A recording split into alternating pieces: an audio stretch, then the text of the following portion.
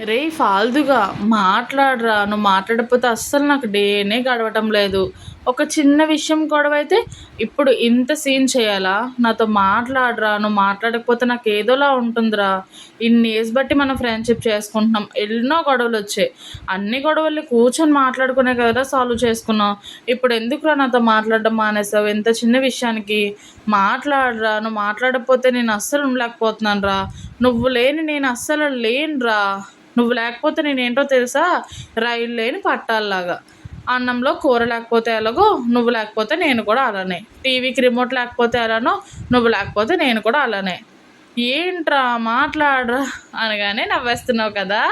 ఇది నీకోసమే వేసా, నువ్వు నవ్వుతావని చెప్పే. ఈ జోక్స్ ఏవో మీరు కూడా మీ ఫ్రెండ్స్‌తో చెప్పి వాళ్ళనైతే నవ్వించండి, సరేనా? చిన్న చిన్న జోక్స్ అనుకుంటున్నారు కదా! చాలా పెద్ద జోక్ ఇది. అంటాను అనుకోకండి, సిల్లీ జోక్సే, చాలా సరదాగా యేసాను. మీకు కూడా ఇలాంటి ఫ్రెండ్ ఉంటే అస్సలు వదులుకోకండి. ఎందుకో తెలుసా? ఈ జనరేషన్‌లో ట్రూ ఫ్రెండ్‌షిప్ అనేది ఒక వరం. ఆ వరాన్ని మీరైతే దూరం చేసుకోవద్దు. తెలిసిందా? ఎప్పుడైనా కూడా మనకి ప్రతి విషయంలో గొడవ పడుతూ, సపోర్ట్ చేస్తూ, కెరియర్ మీద ఫోకస్ చేసేటట్టుగా చేసేది ఒక్క ఫ్రెండ్ ఒక్కడే. అబ్బాయి విషయంలో అయినా, అమ్మాయి విషయంలో అయినా. మీ ఫ్రెండ్స్ మీతో ఎంత ట్రూగా ఉన్నారో ఎప్పటికైనా తెలుసుకోండి, సరేనా? మోసం చేసే వాళ్ళు కూడా ఉంటారు. ఓకేనా?